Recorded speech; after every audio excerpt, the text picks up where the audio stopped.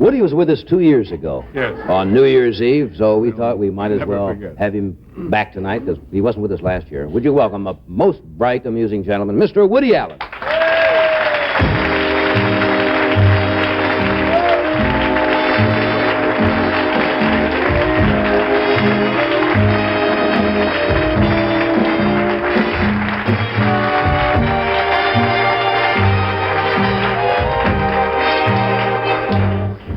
Thank you, boy. I'm fantastically excited. Are you really? I am. I've been waiting all year long. And when 12 midnight comes, I'm going to go crazy.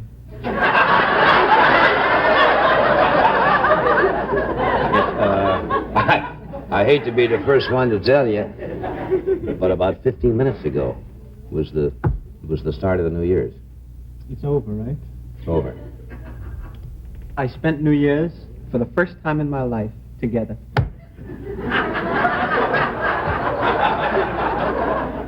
And it's touching in a way, and I'd like to thank the many fans and friends who share with me tonight the welcoming in of 1966, in which I'm looking forward to a year of some sorrows and sighs and some slow moments.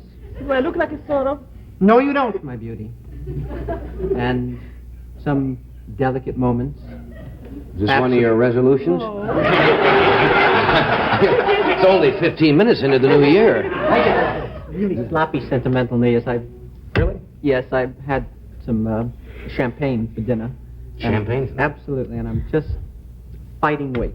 Remember 2 years ago we had champagne here on the set? Yes. And that was the last year we've had it. They said no more of that. People still ask me if I was drunk 2 years ago, New Year's Eve, and I was not drunk. I was pleasantly high, and I went home after the show, and I jumped naked into a vat of cold Roosevelt dimes.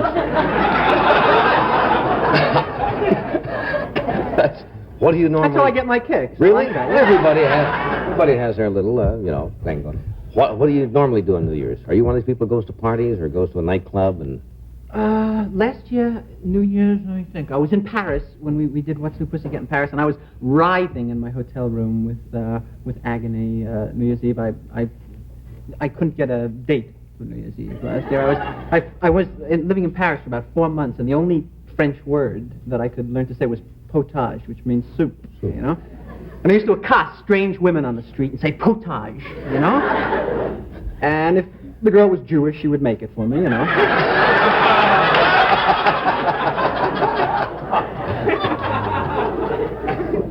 You were around some beautiful women there. I mean, you know. Oh, can I tell you something? Sure. I have always, you know, I'm a connoisseur from beautiful women.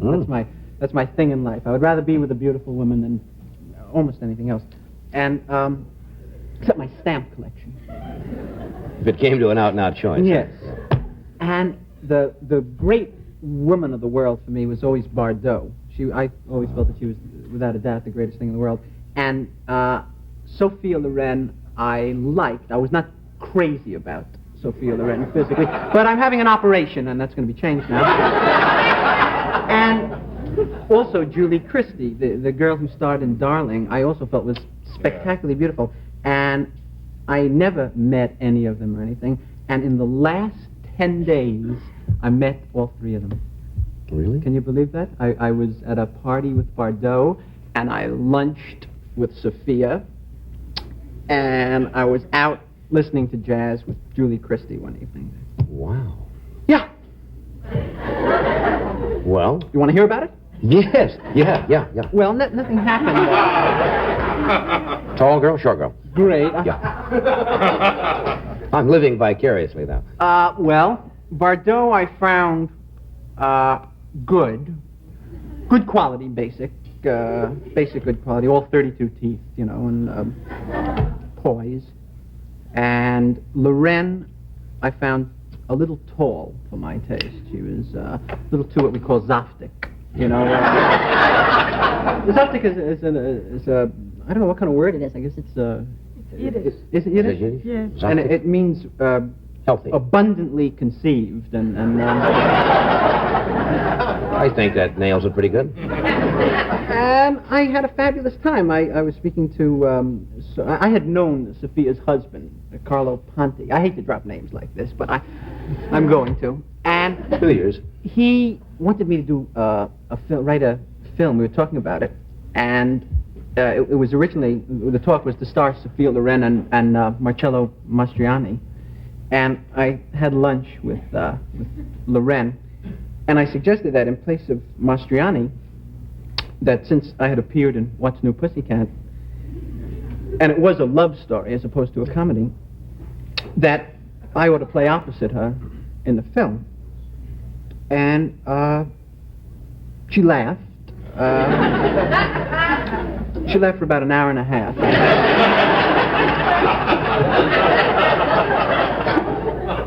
Then she made a funny Italian gesture of some sort, and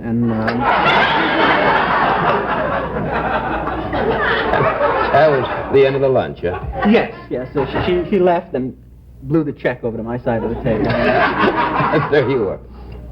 But it was really fabulous. I met some extremely beautiful women the last few weeks. I envy you, yeah. This girl is really attractive. She really, is. Thank you very She's much. beautiful. You're very kind. Yes. Are you Israeli or Yes, Polish originally, but Israeli. That's amazing. That's an odd, a Combination. rich cross section of humanity rolled up into one incredible. Let's see. I was in the back row. Let's see how long it takes for it to work its way down. Affect the whole audience. I'll do this first. And now a few words for the new year from Budweiser, king of beers.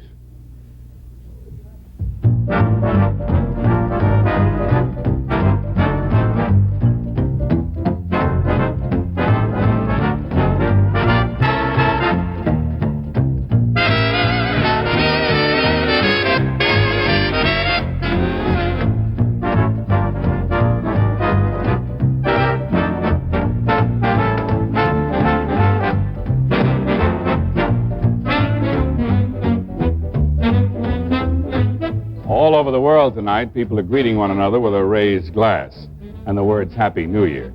And so a toast from the Budweiser people to the many friends of The Tonight Show. To 1966, live life, every golden minute of it. Enjoy Budweiser, every golden drop of it. Happy New Year.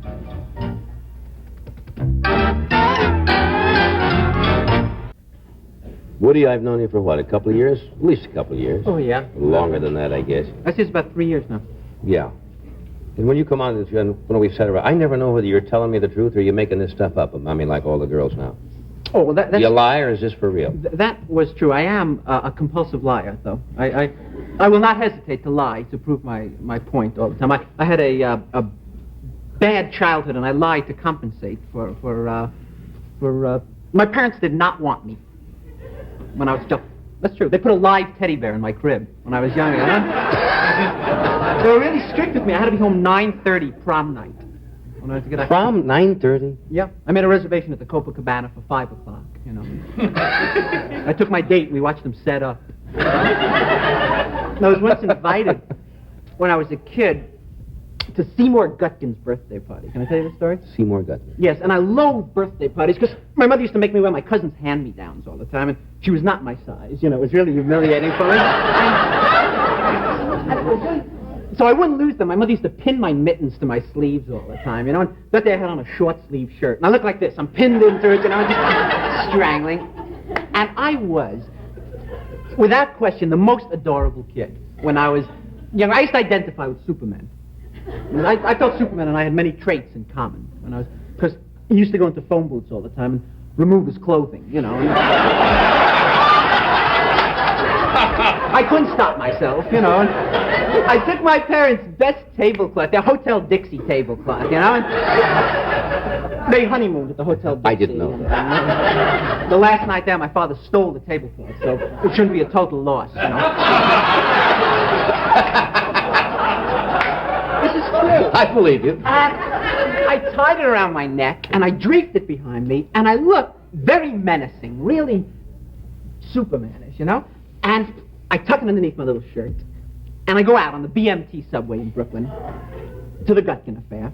And I'm coming into the Avenue J station. And I look out on the platform and I see Hermina Jaffe being molested. 5 years old, but a swinger, you know? She was sexy. Hermina was Yeah, because she had an overbite. And that's, she had the biggest overbite in Brooklyn. Well, at that age, that's... So you just need a piece of toast and finish the outer edge first on.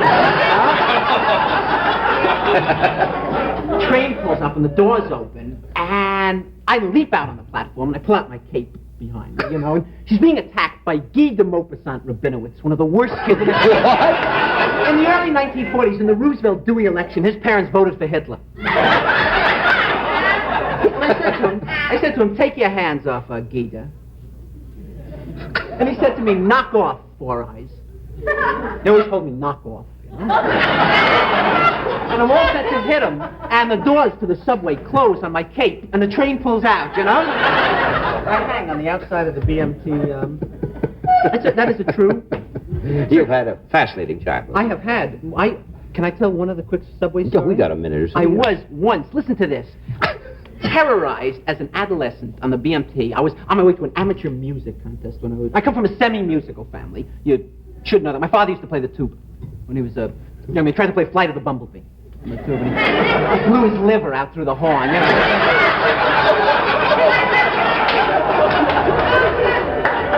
And I'm on the train, and these 12 hoods run on the train, but really hairy knuckle types, you know? Apparently they just come from a settlement house, you know, because they were dribbling a social worker through the car. And they stand over me and they start cursing and screaming, you know, and tearing up seats and fibbing, you know, and just... Fibbing? Being negative, and I don't say anything. I just look down, I continue to read Heidi, you know. The leader grabs me by my tongue, and he lifts me up very quickly, and he snapped his knee up violently, and I did one of the greatest imitations of Lily Pons you've ever heard. I hit an M over high C. I was 2 hours late for the music. No wonder you have this trouble I came now. in third, however. Oh, that's good. That's good. I won 2 weeks at interfaith camp, where I was sadistically beaten by boys of all races and creeds. We'll be right back.